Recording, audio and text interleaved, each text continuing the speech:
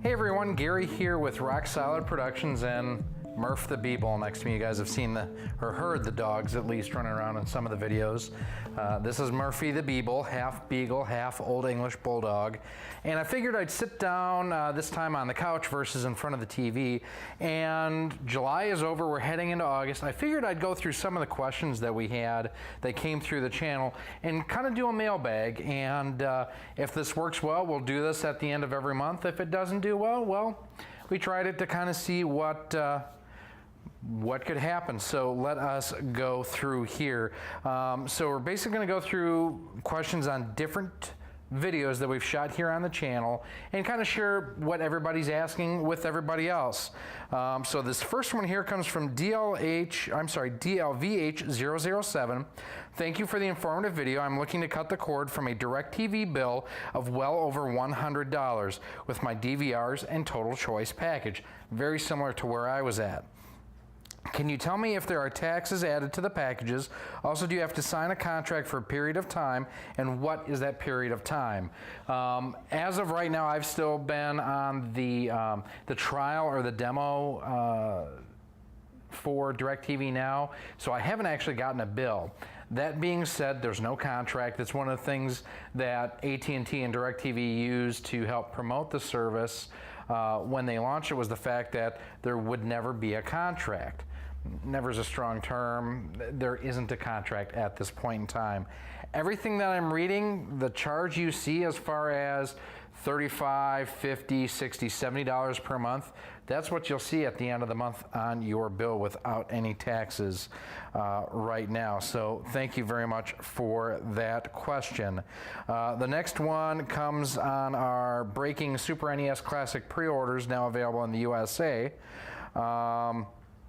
A couple people have mentioned that it was sold out already by the time that we had posted it. It was one of those things where as soon as we found out about it, A, I ordered, and B, we produced the video. Let's see. Sigmund's My Name asks, how fast is my internet speed, and did I have to upgrade my modem and router on our Should You Shave the Cord with DirecTV Now? I currently have Comcast and Xfinity for my internet service.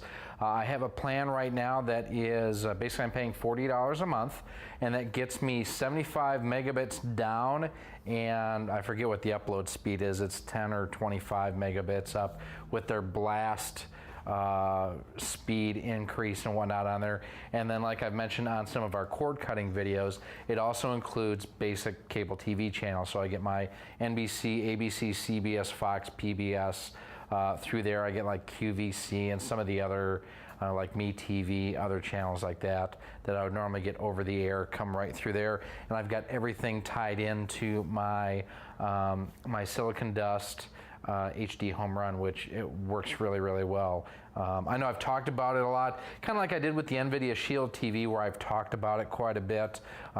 Look for me to do a review on that really, really soon, because it is a really cool piece of hardware, and Silicon Dust has a number of different options out there depending on what you want to do. Uncle Gamer Martin X, we've talked about him in some of the other videos that we have. He wanted to know if on the Nvidia Shield TV, if there are themes you can download and want to know how to use it. I've seen custom theming and whatnot out there.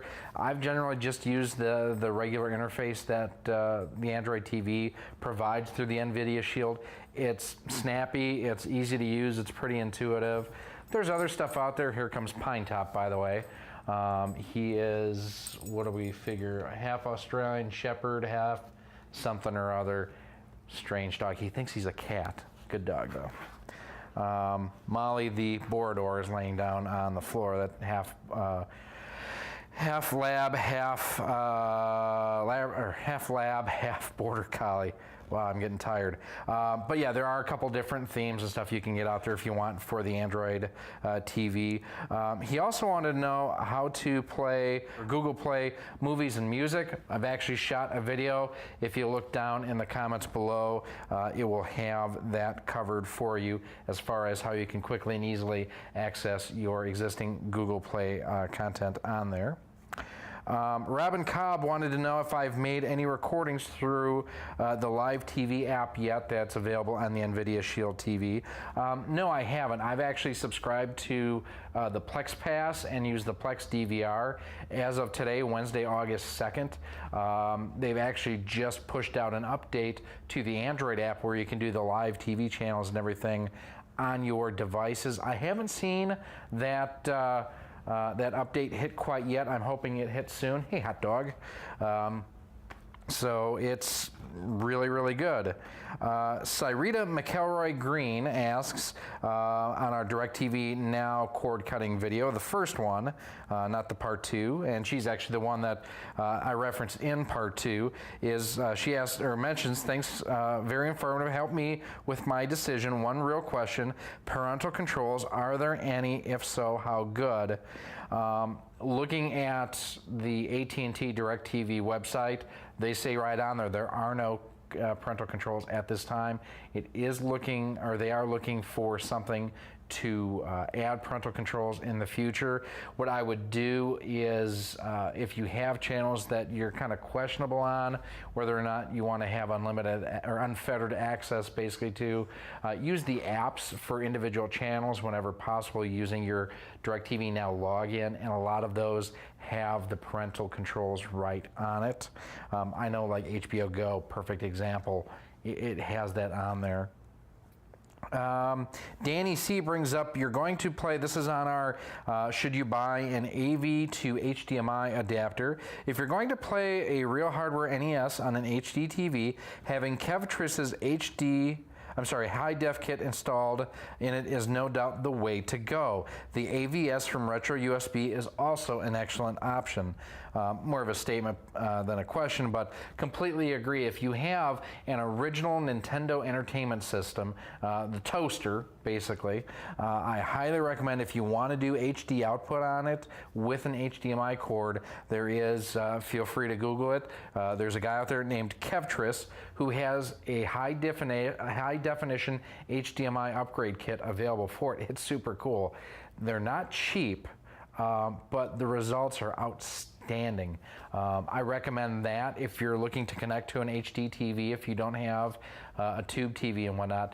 The other thing I recommend, and I hadn't thought about doing it until just now, is there is an upgrade out there. We all remember who had the original Nintendo Entertainment System. You put a game in and the light just blinks and the screen is gray, and you have to pull the cartridge out and either blow on it, which actually really didn't do much except for get more dirt into those contacts, or you clean it off with some kind of a cleaning kit. Well, there's a unit out there I actually have had in my system now for about a year called the Blinking Light Win, and I think I'm going to do a video on it now that I think about it. And what the Blinking Light Win does is it replaces the mechanical portion of the original NES where you slide the cartridge in and pop it down. With the Blinking Light Win, you just slide the cartridge straight in and it locks into place, very similar to the top loader or the Retron 5. Bye, Murphy. I have never had an issue with a game playing in my system unless it's super dirty ever since installing the Blinking Light Win. Now, it does eliminate the pop-down mechanism. I don't care. The main thing, or the good thing about that, is it actually comes with a little sticker that you put on the tray that you install with everything else that says don't push down. So you don't have to worry about if someone else is using your system. They open up the lid, you know, it's right there, don't push down, so they won't break anything. Let's see. Bruce Brewer commented on our how to access Google Play content on Nvidia Shield. Nice team name on your shirt. I had a Milwaukee Brewers shirt on that day, and see what he did there. Last name of Brewer, Milwaukee Brewers. Drink responsibly. And then finally, the last one I want to kind of cover here. This is from a gentleman by the name of Sean Myers. Sean and I went back and forth a couple times in the comments, and he brought up in the Should You Buy an Nvidia Shield TV 2017 edition that I need to reshoot the first part of this video. You got your facts, specs, hardware completely wrong. he and I can agree to disagree on this. So his philosophy was the fact that he was looking at a straight up, or at least the way that I interpret his comments, that, and this was the first of several back and forth that we had, that he was looking for a full up comparison between the original version and the new versions. What I talked about and what I focused on was the hardware that I had. I had have the standard 2017 Nvidia Pro, or not the Pro, just the standard Nvidia Shield TV. The Pro is a slightly larger version. It includes a micro SD card slot on it, a couple other odds and ends that the standard version doesn't. Originally, and I did make a change to the original video, I had mentioned that it comes with a faster processor. It's actually the same processor in the 2017 editions as the originals because they actually had really good processors in them to begin with. Nvidia didn't see the need to upgrade, and quite honestly, with how well my system works, I don't necessarily disagree with that. But he got into a few things that philosophically, where I'm coming from with this channel is my goal is to provide simple, straightforward, honest user feedback in a way that's easily understandable. I'm not going to kill you with technobabble, and at the end of the day, I'm just going to let you know, does it work, does it not work, do things need to be tweaked, so on and so forth. He brought up the fact that I didn't cover whether or not the remote was Wi-Fi versus Bluetooth. At the end of the day, to the average non-technologically astute consumer, I don't think it matters on things like that. And if I'm wrong, please tell me in the comments. If this remote right here works on Bluetooth, or if it works via Wi-Fi, at the end of the day, as long as it works, does it really matter? My philosophy is no. I just want you to know that it's got a remote, these are the features on it, and it works. But at the end of the day, I don't think most people are going to utilize a micro SD card slot on the Nvidia Shield. If they are those who are that technically astute and that type of thing is important to, they have already done the research. They're probably not coming to this channel to find out information like that. And there are other things that would help them make a specific buying decision. Like they don't want to utilize the external hard drive like I have on the back of my unit. They'd rather have the onboard, things along those lines. So at the end of the day, basically my philosophy for this channel, like I said, is simple, straightforward, easy to understand. My thought process basically is if my 72-year-old father can understand it, I'm doing okay. And not that that's the only audience that I'm going towards, but it's that level of comprehension. The non-tech nerd, that's what I'm here for, is to basically get the information, boil it down to the easiest to understand level, and then share it with everybody here on the channel. So Sean, I respect your opinion. We'll agree to disagree. If you folks want me to get more technical on stuff like that, let me know down in the comments. I will start getting into that. But at the end of the day, if it's if a unit comes with a 1.8 gigahertz dual core processor versus a 1.5 quad core, doesn't matter if it works.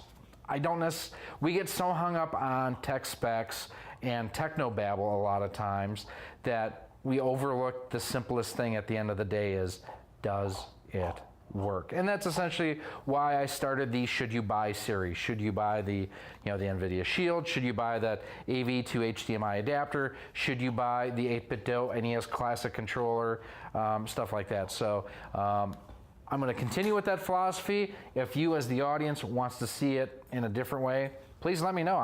I'm here to provide content that you want to see. So speaking of which, make sure that you do like and subscribe to the channel here. It absolutely helps us out, grow the audience, get more followers on the channel so we can do more things. The way YouTube works right now for their YouTube Live is you have to have at least 100 subscribers to be able to go live from a mobile device. So I'm using my Google Pixel XL that you can check the review on here on the channel to do all of these videos. And I think most everyone would agree that it does a really good job, and especially now that I've got the whole microphone situation figured out, I'm going to continue to use it for that. But if you're shooting or uploading from a mobile device, you need to have at least 100 subscribers. So once we get to that 100 subscriber mark, I can do this mailbag every month live with folks here, and I can have my laptop to be able to do Q&As and then save it for all posterity. I'd rather use YouTube than Facebook, just because when you're done with a Facebook Live, you can't really do much with it. If you try to download it and post it after the fact, generally the quality isn't very good. Whereas with the YouTube Live, I mean, you can get 4K if you have the bandwidth and the camera that can do it. So help us get to 100 subscribers. Make sure that you pass our information on to those that you think can benefit from it. Let your friends and family know, hey, I'm thinking of cutting the cord. You are, well, if you're looking at Sling or DirecTV Now, here's a couple videos. Make sure that you subscribe to this channel. They do really cool content. This is a one-man show. A lot of times you hear me talk about RoXolid Productions, and I'm hoping to grow this so that we can eventually have more contributors to the channel. But as it is right now, it's a one-man gig that's doing the planning, the execution, the editing, the chasing the dogs out of the shot. So the sooner we can get to 100 subscribers, the sooner we can do a lot more exciting things. And I hope you all will appreciate that. And I hope you all have appreciated this too. I mean, we're me, just one guy doing this because I've got a passion for consumer electronics. I like having my dogs interrupt me as I'm doing videos and stuff. My favorite breed of dog is a rescue. Pinetop here is a rescue. Hi, buddy. You want to say hi to them? No, he just wants to lick my nose. See? Hi, Pinetop. But make sure that you do, and that's why you hear me in every video. Comment, like, subscribe, help us out on Patreon. Right now, probably the biggest thing, let's work on trying to improve our subscribers so we can do the YouTube Live. I think that would be a really, you want the YouTube, okay. Even Pinetop wants 100 subscribers so we can do YouTube Live. So thank you all for watching. Thank you for continuing to tune in. And I promise that you're gonna get some treats. But I promise that the channel is going to continue to grow. We're going to continue to do new and exciting stuff. And I hope you guys have all realized too, or noticed, the ramping up of content, more videos more frequently, trying to do at least 1 or 2 a week to keep content fresh and relevant for you. So if you have videos you want us to do, throw it down in the comments. We'll make sure that we keep things up to date and keep things rolling, because you guys have got great ideas. We've already done a couple that people have requested or addressed things that people have requested in the videos. So thank you again so much. Gary with RoXolid Productions, and I'll see you soon. You want a treat? Go get a treat. Let's go get a treat, guys.